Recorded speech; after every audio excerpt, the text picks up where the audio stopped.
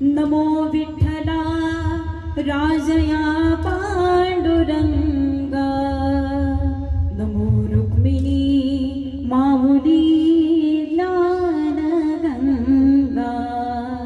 नमो पुंडलिका नमो चंद्रभागा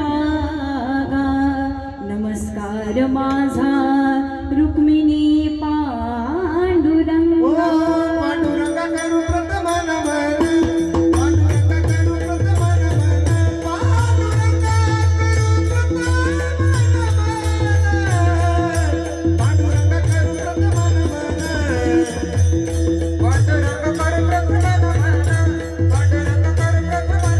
नमन पांडुरंगा करू प्रथम नमन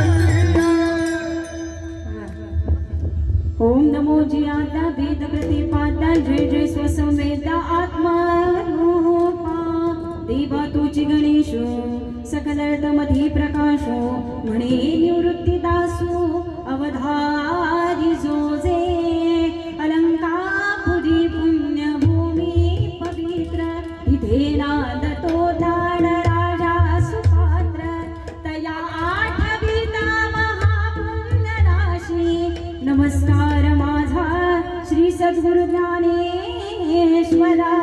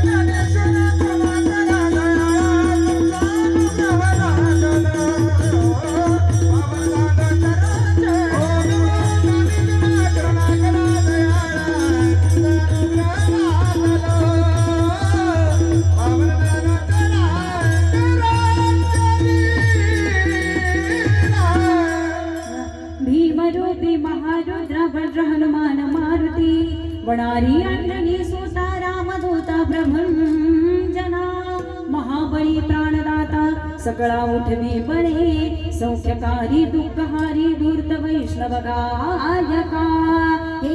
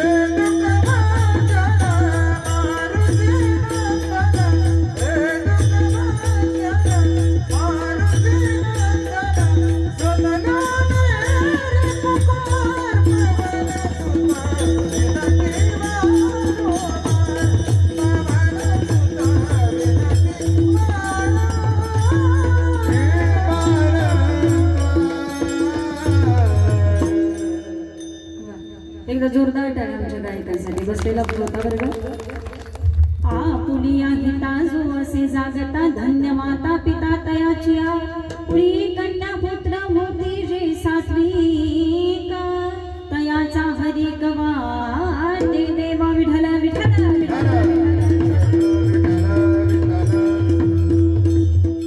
प्रस्तुत प्राप्त कीर्तन रूपी सेवे करता निवडलेला अभंग तत्पूर्वी सुंदर असं कार्यक्रमाचं नियोजन ज्या कार्यक्रमास्तव तुम्ही आम्ही सर्वजण आज खटाव येथे सूरजदादा शेळके यांच्या चतुर्थ पुण्यस्मरणानिमित्त आज आपण इथं सर्वजण उपस्थित आहोत। शहीद जवान देशासाठी आपले घालवलेले प्राण, एक मुलगा आईला मुकला, एक मुलगा वडिलांना मुकला, आई वडिलापासून दूर गेलेला तो मुलगा आज तो आम्हाला हवा हवासा वाटतोय, परंतु आज सगळं काय आहे, परंतु तो मुलगा मात्र आई वडिलाला दिसत नाही। आज जाऊन 4 वर्ष पूर्ण होत आहेत, परंतु 4थं वर्ष असलं तरी महाराज ते गेल्यासारखे भासत नाहीत आणि आजही तो सुट्टीवरून परत येईल असा भास मात्र त्या आईला आणि त्या कुटुंबाला परत परत वाटतो आहे। असा दुःखाचा डोंगर कोसळलेले आमचे सर्व शेळके कुटुंब परिवार, आमच्या दादांचे वडील प्रतापदादा रामचंद्र शेळके, त्यांच्या आई सौ सुवर्णताई प्रताप शेळके, त्यांचे बंधू आमचे गणेशदादा शेळके आणि त्यांच्या भाऊजाई, सर्व शेळके कुटुंब परिवार या कुटुंब परिवारावरती अचानक मायबाप आपला मुलगा जावा, परंतु 4 दिवस आपला मुलगा गेलेला आहे हे आईला सुद्धा माहिती नाही, परंतु असं हे दुःख त्या आईपासून दूर ठेवावं आणि आईला तो धक्का बसू नये म्हणून महाराज आपला गेलेला मुलगा सुद्धा आईला माहीत नसावा एवढं मायबाप हो हा दुःखाचं काळी सोसण्याचं काम हे त्या आईलाच बघावायला मिळावं आणि आईनेच ते सहन करावं असा हा प्रसंग आलेलं कुटुंब। आपण संपूर्ण कीर्तनामध्ये दादांबद्दल छान असं श्रवण करणार आहोत।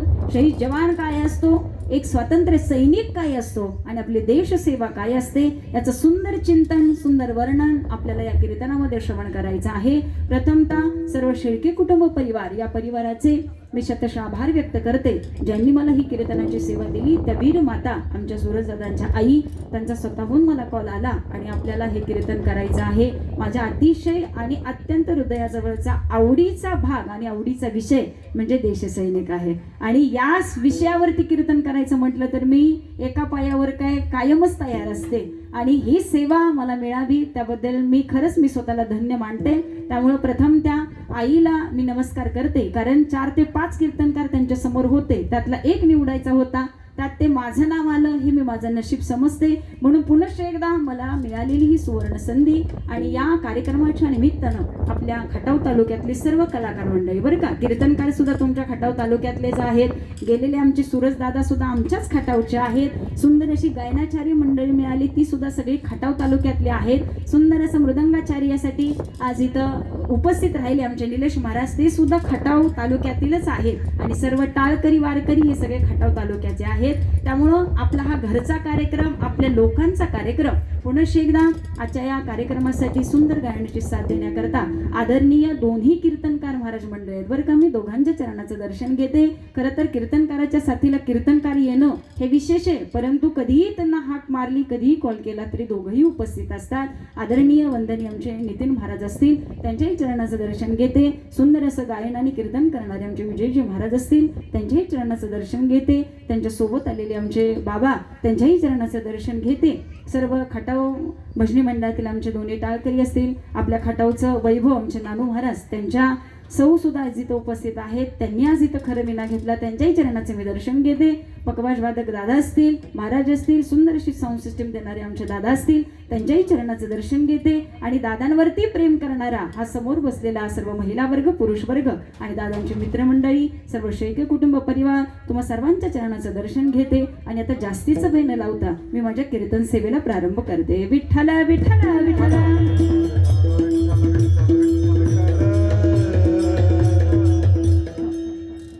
कीर्तनरूपी सेवेकरता निवडलेला अभंग जगद्गुरु जगदमान्य देहू निवासी वैराग्याचे परममूर्ती माझे जगद्गुरु तुकोबाराय यांचा 4 चरणाचा खरं सांगायचं तर अभंग अतिशय सोपा आहे।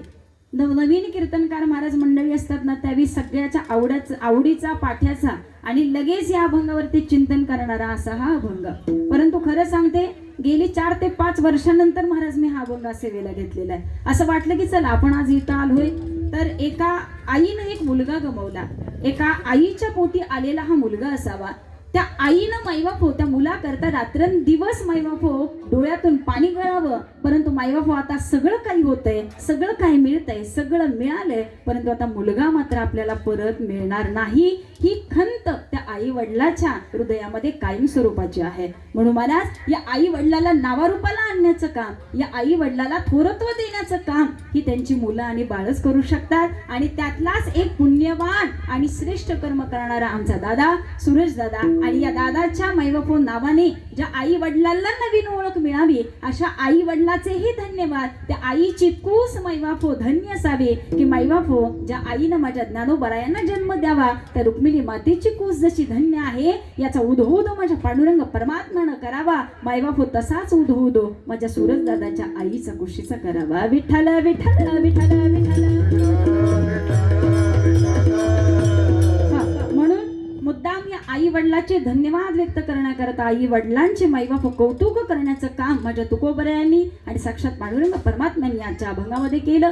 तुकोबराय सांगतात, आपला हित साधून घेणारे, आपल्या हिताचा विचार करणारे, परमेश्वर प्राप्तीमध्ये आयुष्य व्यतीत करणारी अशी मंडळी, की अशा मुलांना मायबाप ज्या आई वडिलांनी जन्म दिला ना, त्या आई वडिलाला प्रथमतः धन्यवाद. अहो त्याचा आनंद साक्षात पांडुरंग परमात्म्याला वाटतो. आणि अशा कुळामध्ये जन्म घेतलेल्या मुलाचे आणि मुलीचे त्रिवार त्रिवार त्रिवार धन्यवाद. त्या आई वडिलांमुळं मायबाप ती मुलं या घरामध्ये जन्माला यावी आणि त्या मुलांच्या कर्मामुळं आई वडिलांना नवीन ओळख मिळावी. ज्या घरामध्ये मायबाप गीता भागवत सुंदर असा परमार्थ चालू आहे, रात्रंदिवस नामस्मरण चालू आहे, तुकोबराय सांगतात, अरे अशांची सेवा मला अखंड जन्मभर मिळाली ना, तरी माझ्या सेवेला पारावार उरणार नाही. म्हणून तुकोबरायांची मागणी आणि तुकोबरायांचे धन्यवाद या अभंगातून तुम्हा आम्हाला दिसून येतात. विठ्ठल विठ्ठल विठ्ठल.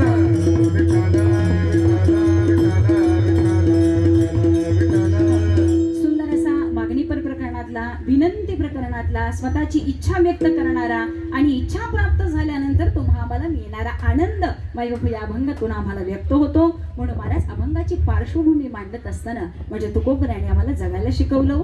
तुकोबरायाने सांगावं, महाराज इतकं सुंदर आयुष्य मिळालं, परंतु या आयुष्याचा अर्थ किती जणांना कळाला. तुम्ही आम्ही सुद्धा जीवन जगतो ना महाराज. आज सूरज दादा भरती होऊन फक्त मायबाप 2 ते 3 वर्ष झालेले होते. बिचाराचा संसार सुद्धा अजून सुरू झालेला नव्हता. नवीन विश्व पाहिलं. पहिल्या भरतीमध्ये आर्मीत सिलेक्ट व्हावा असा हा मुलगा आणि पहिल्या भरतीमध्ये मायबापो त्या मुलाला देश सेवेवरती जावं लागतंय. आणि काय सांगावं, आई वडिलालाही माहिती नव्हतं की फक्त 3 वर्षात हा मुलगा पुन्हा आपल्या खटावमध्ये या रूपामध्ये माघारी येईल. ठीक आहे ना महाराज, हे कुठल्याही आई वडिलाला वाटत नाही हो. म्हणून तुकोबराय साधू संत सांगतात, तुम्हा आम्हाला जन्म मिळाला, परंतु आम्हाला माहिती नाही की आम्ही किती दिवस जगणार आणि किती दिवस राहणार, परंतु जो जन्म मिळाला ना तो सार्थकी लागावा. सार्थकी जन्म मिळण्याकरता, सार्थकी लावण्याकरता मायबाप आम्हाला नामस्मरण ही कास पकडावीच लागेल. कारण तुकोबराय सांगतात की परमार्थाची कास धरा तर आयुष्याचं कल्याण झालंच म्हणून समजा. म्हणून क्षणाक्षणाला विचार करा की आपल्याला जीवन काय जगायचं आहे आणि परमार्थाच्या मार्गाने आम्ही हा संसार भवसागर कसा पार करू. म्हणून तुकोबराय एका अभंगामध्ये सांगून जातात, ओ क्षणोक्षणाची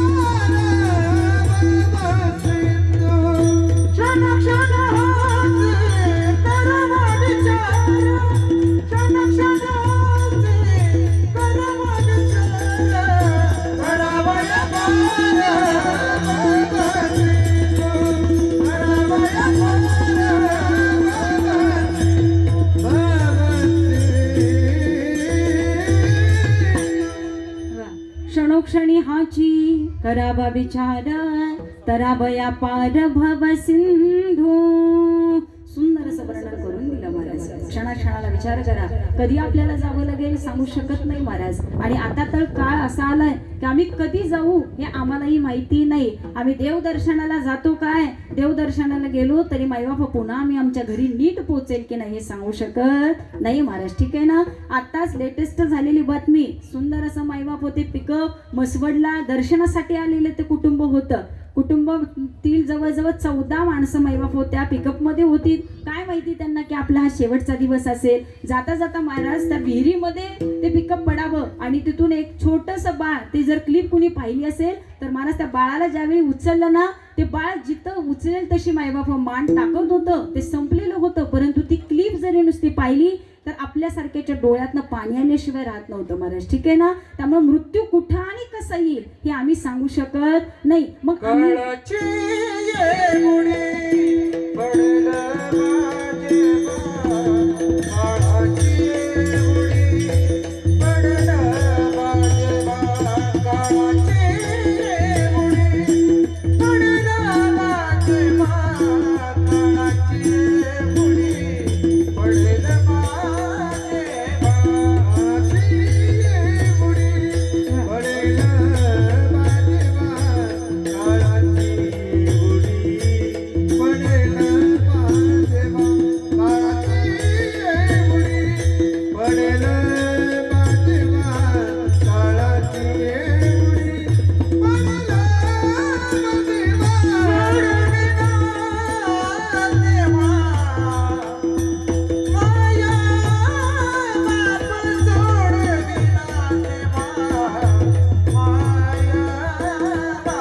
सोड गेला देवा, माया बाप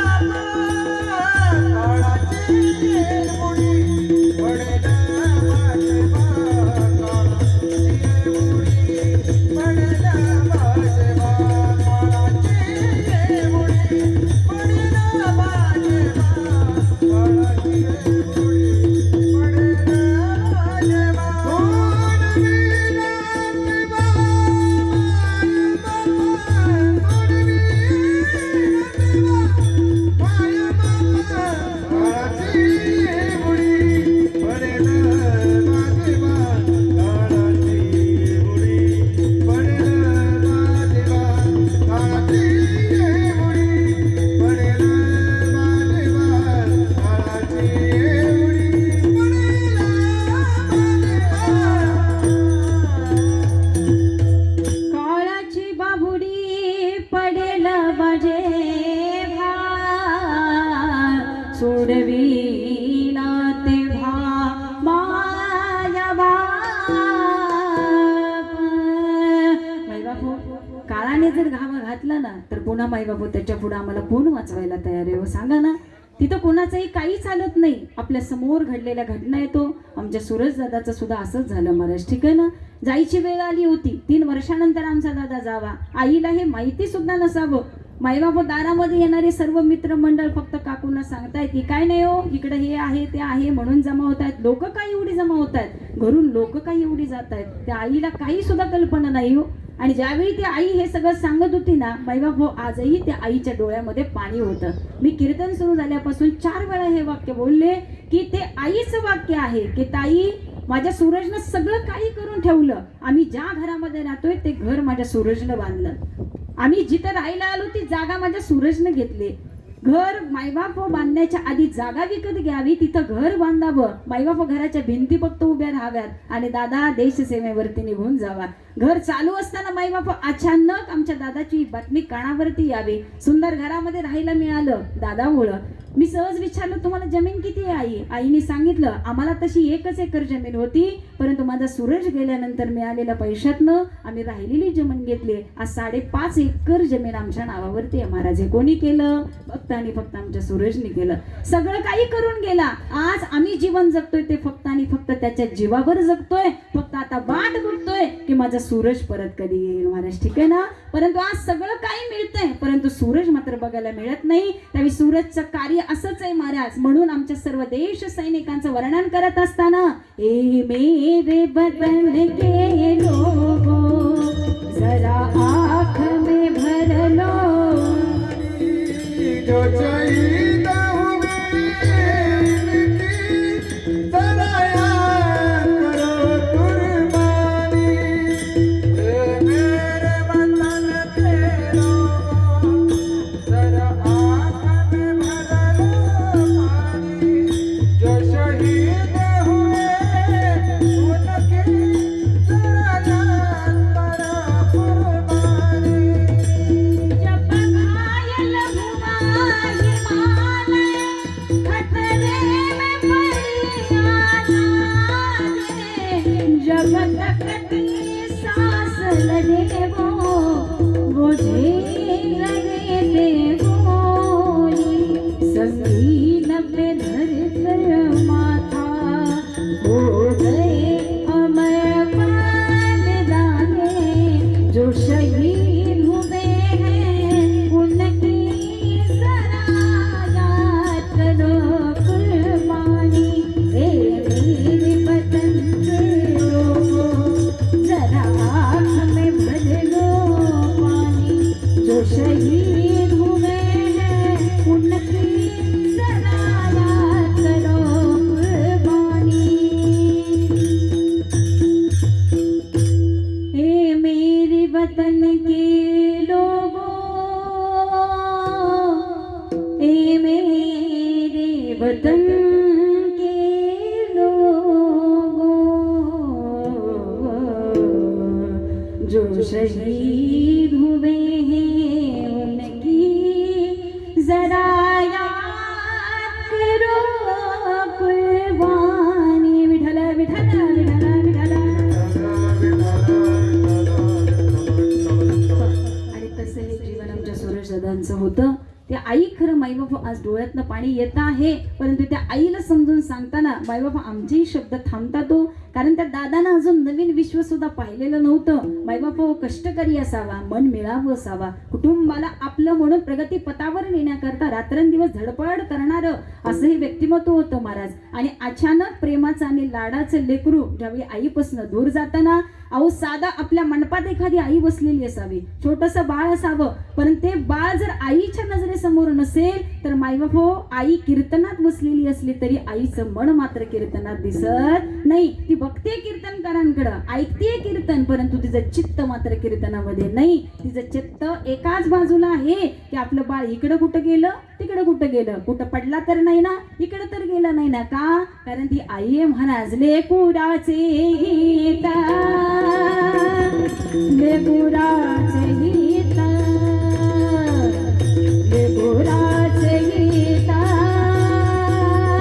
लेकुराचे गीत.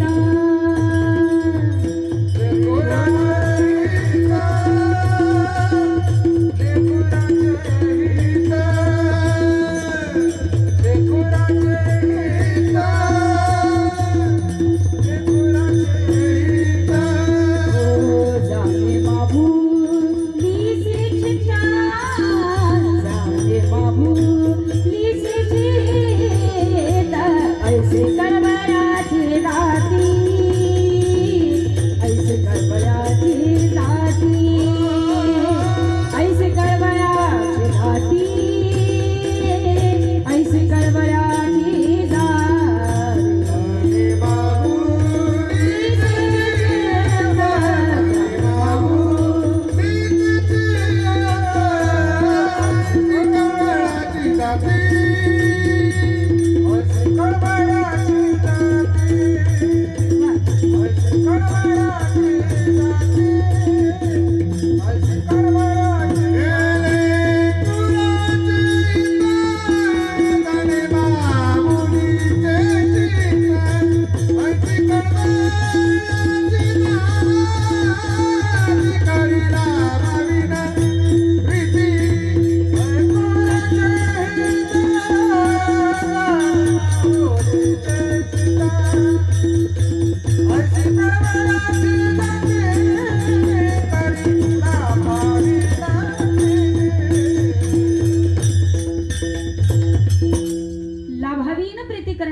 माझी एक आई करते महाराज. म्हणून तुम्ही आम्ही धन्य आहोत. त्या आईला माझं एकच सांगणं असेल किती आई धन्य आहे की आपला मुलगा देश सेवेमध्ये रत झाला. ठीक आहे, देश सेवा, परंतु आपल्या पोटचा गोळा ज्यावेळी जातो ना, त्यावेळी त्या आईला जाऊन विचारा, माई बाप दुःख काय असावं.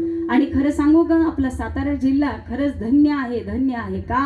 कारण इतरत्र सर्व जिल्ह्यांपैकी आपल्या सातारा जिल्हा मात्र एक असा एकमेव जिल्हा आहे, या जिल्ह्यानं या देशभराला असंख्य देश सैनिक दिले. आणि त्यातल्या त्यात आमचा खटाव आणि मान तालुका याचा जर विचार केला तर महाराज या देश सैनिकांसाठी अनेक वीर जवान हे आमच्या खटाव आणि मान तालुक्यातच घडले. म्हणून पुन्हा पुन्हा सांगावं असं वाटतं, 1 महिन्यापूर्वी आमच्या विसापूर गावामध्ये शहीद झालेले आमचे विजयदादा सुभेदार म्हणून माईबापू शहीद व्हावेत आणि त्यांच्याही वर्ष श्राद्धाचं कीर्तन माझ्याकडेच होतं. त्यावेळी माईबापू या शहीदांबद्दल बोलत असताना पुन्हा गर्व वाटतो की आम्ही खटाव तालुक्याचे आणि सातारा जिल्ह्याचे पाईक आहोत, की आमची दादा मंडळी आज देश सेवेमध्ये कार्यरत आहेत. म्हणून महाराज देशाबद्दल असलेली निष्ठा, देशाबद्दल असलेलं प्रेम हे त्यावेळी दिसून येतं ज्यावेळी माईबापू आमचा मुलगा गेला तरी बेहत्तर, एक मुलगा काय, मला जर अजून एक मुलगा असता तर तोही मुलगा मी देश सेवेकरताच रद्द करून पाठवला असता. ही वाक्य आहेत आमच्या आई वडिलांची.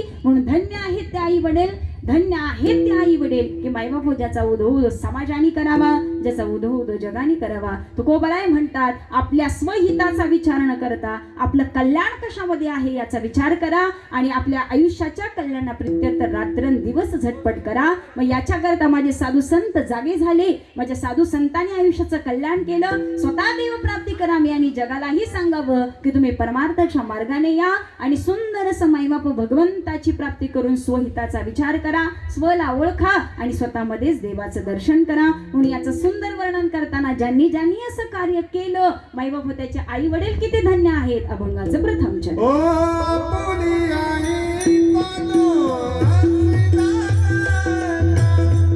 आपुली आई ताजो आपुली आई ताजो आपुली आई ताजो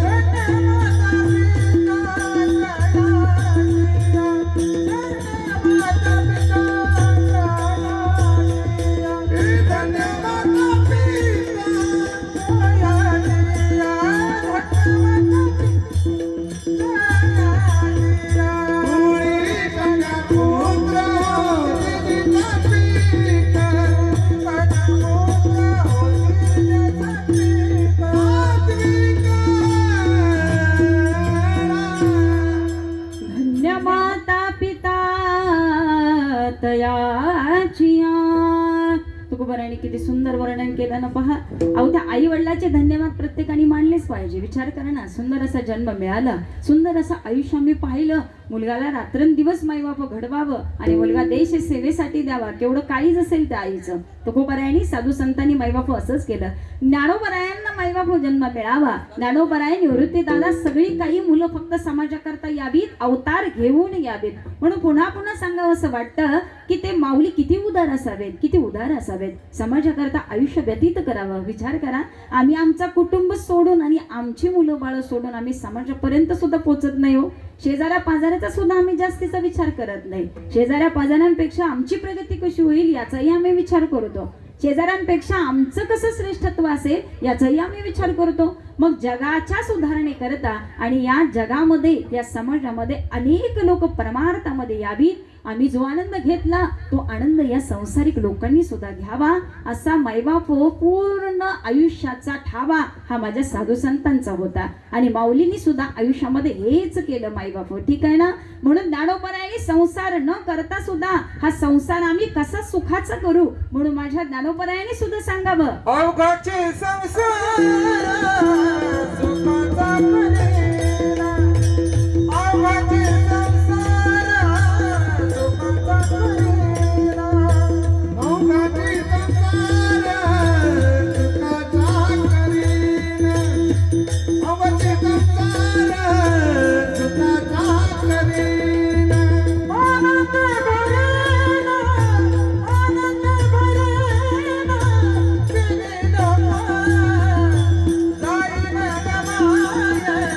दया पंढरपुरा, दया पंढरपुरा. आनंदी बनेना तिन्ही लोक, आनंदी बनेना तिन्ही लोक, जाईन निमाये दया पंढरपुरा, जाईन निमाये दया पंढरपुरा,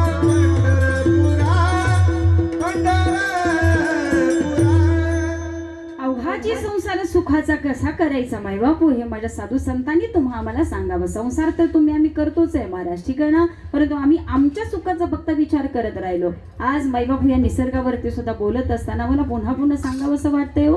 आज हा निसर्ग सुद्धा आमच्या सोबत व्यवस्थित राहत नाही. विचार करा ना, पावसाळ्याच्या दिवसात भर ऊन आहे महाराज, उन्हाळ्यात कधीतरी पाऊस पडतो आहे, ठीक आहे ना. आज या दिवसामध्ये आमच्या पावसाची गरज आहे. आज पेरणीचे दिवस आहे तरी आज आम्हाला पावसाची वाट बघावी लागते. थोडासा पाऊस आला तरी शेतकऱ्याला आनंद होतोय. आमच्या शेतात मायबाप सुंदर अशी झाडी यावी, सुंदर पिकं यावी, आमचा हा विचार आहे ना. परंतु हे सगळं करत असताना आमचा मनुष्य प्राणी हा कसा वागतो याचाही विचार आम्हाला करावासा वाटेल, ठीक आहे ना. आजच्या कीर्तनामध्ये धारपुडीवरून आलेले सुंदर असं पर्यावरणाचं सुंदर काम हातामध्ये घेणारे आमचे डॉक्टर साहेब, जगताप डॉक्टर साहेब, ते सुद्धा आज इथं उपस्थित आहेत. आणि मायबाप त्यांचा विचार करावासा वाटतो. त्यांची तळमळ आहे आज देश सेवेमध्ये. मायबाप 6 ते 8 देशामध्ये कार्य करणारी अशी ती व्यक्ती आहे. आणि ती व्यक्ती लांबची नाही, आपल्या शेजारच्या असलेल्या धारपुडी गावची आहे महाराज, ठीक आहे ना.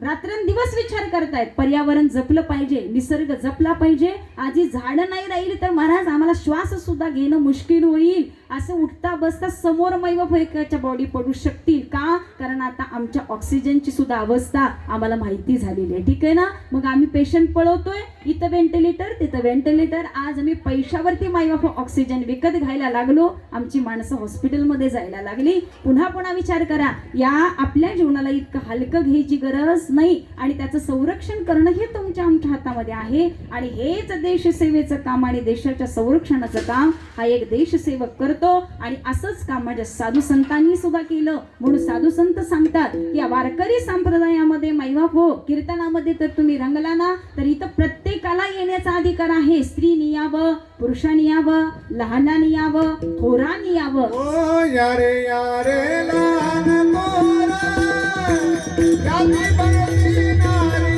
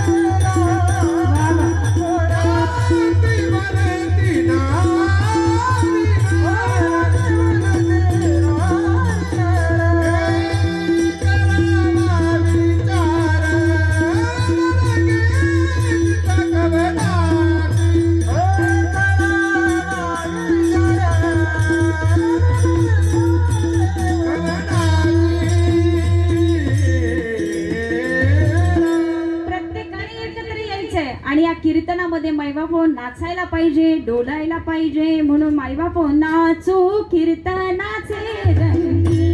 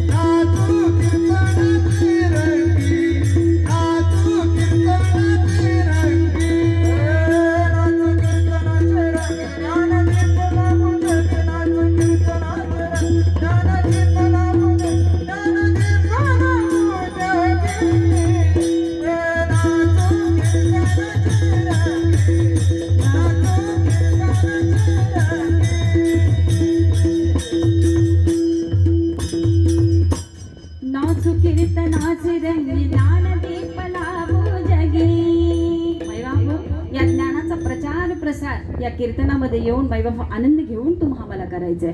म्हणून महाराज हे विषय आमच्यासाठी खूप श्रेष्ठ आहेत. आम्हाला परमार्थ करायचंय, एकत्र आलं पाहिजे. महाराज एकट्याने हरिपाठ करावा आणि 10 जणांनी एकत्र येऊन हरिपाठ करावा, याच्यामध्ये खूप फरक आहे हो. विचार करा, आज व्यक्ती जाते ना त्यावेळी एकटा माणूस त्याला स्मशानात घेऊन जाऊ शकत नाही. त्याला मायबाप 4 जण लागतात, तरी 4च्या खांद्यावरती आम्ही तिथे पोहोचतो. ठीक आहे ना. आज कोणतंही कार्य करायचं असेल तर एकट्यानं करण्यापेक्षा जेव्हा अनेक मंडळी एकत्र येऊन ते करतात त्याचा आनंद काही वेगळा असतो. एकट्यानं आंबे खाण्यापेक्षा अजून 2-3 घेऊन जर खाल्ले तर महाराज तो आनंद काही वेगळाच असतो. ठीक आहे ना. एकट्याने एकत्र येऊन मायबाप एखादं कार्य करावं. कीर्तनाला जर मी एकटीच आली असते तर कीर्तन झालं नसतं. मला दोन्ही गायकांची गरज आहे, मृदंगाचार्याची गरज आहे. ही मंडळी जर एकत्र आली नसती तर महाराज आज ही कीर्तनही झालं नसतं. यातली साऊंड सिस्टीम नसती तरी सुद्धा आमचं कीर्तन व्यवस्थित झालं नसतं. एक मृदंग फक्त नसता तरी कीर्तन झालं नसतं. ज्यावेळी हे सगळे जण एकत्र आले ना त्यावेळी सुंदर असा कीर्तनाचा थाट घालता आला. आणि या कीर्तनाला तुम्ही जर येऊन बसला नसता तर मायबाप ते सुद्धा कीर्तन योग्य झालं नसतं. कारण या कीर्तनाला तुमच्या सगळ्यांची सुद्धा गरज आहे. ठीक आहे ना महाराज. म्हणून आयुष्य जगत असताना एक गोष्ट मात्र लक्षात ठेवा, स्वतःपुरता विचार न करता आज आपल्या बरोबर दुसऱ्याचंही कल्याण कसं होईल याचा विचार प्रत्येकाने करावा. आणि ही गोड शिकवण माझ्या साधू संतांनी आम्हाला दिलेली आहे महाराज. सेवितो हरस वाटतो अनेका, सेवितो हरस वाटतो अनेका, सेवितो हरस वाटतो अनेका, सेवितो हरस वाटतो अनेका. घरे भवन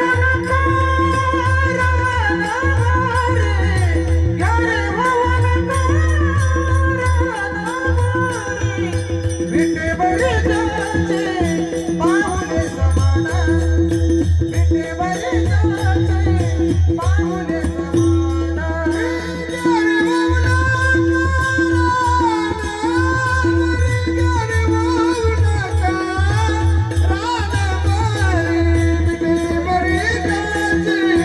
पाहुणे समाना, विटेवर जाचे पाहुणे समाना.